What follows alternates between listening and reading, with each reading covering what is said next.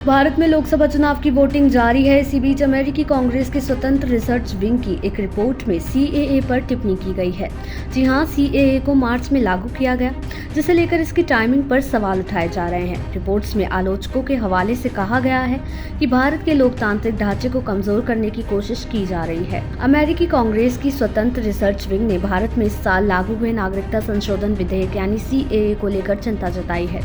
Research wing ने एक report प्रकाशित की है जिसमें कहा गया है कि विधेयक के कुछ प्रावधान संभावित रूप से भारतीय संविधान का उल्लंघन करते हैं। सीएए 1955 के नागरिकता विधेयक में एक संशोधन है जिसे इसी साल मार्च में लागू किया गया है। विधेयक 4 साल पहले 2019 में संसद में पास हुआ था, जिसके लागू होने के बाद अब 31 दिसंबर 2014 से पहले भारत आए पाकिस्तान, बांग्लादेश, अफगानिस्तान के गैर मुसलमान शरणार्थियों को भारत की नागरिकता मिल जाएगी।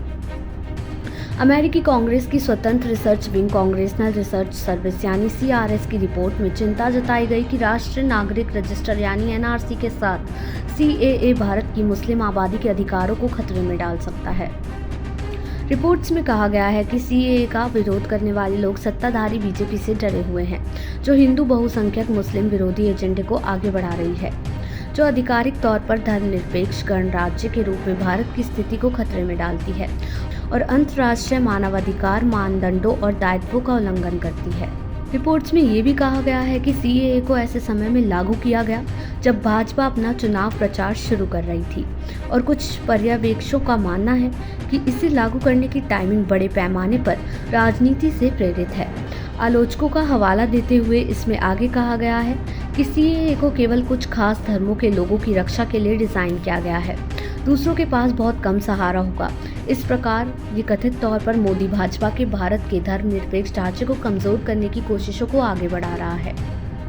वरिष्ठ आलोचकों के मुताबिक एक ऐसा लोकतंत्र स्थापित करने की कोशिश हो रही है जिसमें हिंदू बहुसंख्यक समुदाय ही राष्ट्र हो, जिसमें बाकी के लोगों को दोयम दर्जे के नागरिक का दर्जा हो।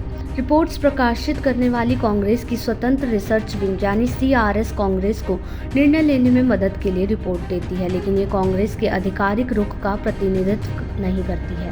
आपको बता दें, इससे पहले बाइडेन प्रशासन ने भारत में नागरिकता संशोधन अधिनियम की अधिसूचना के संबंध में अपनी चिंता जताई थी और कहा था कि प्रशासन कानून के लागू होने को लेकर बारीकी से निगरानी कर रहा है।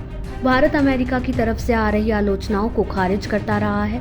भारत सरकार का कहना है कि सीएए का उद्देश्य मुख्य रूप से नागरिकता देना है। एक बयान में केंद्र ने आश्वासन दिया था कि इस कानून की वजह से देश का कोई भी नागरिक अपनी नागरिकता नहीं खोएगा। देश दुनिया की ऐसी ही तमाम खबरों के लिए देखते रहें सहारा समय का डिजिटल प्लेटफॉर्म समय डिजिटल।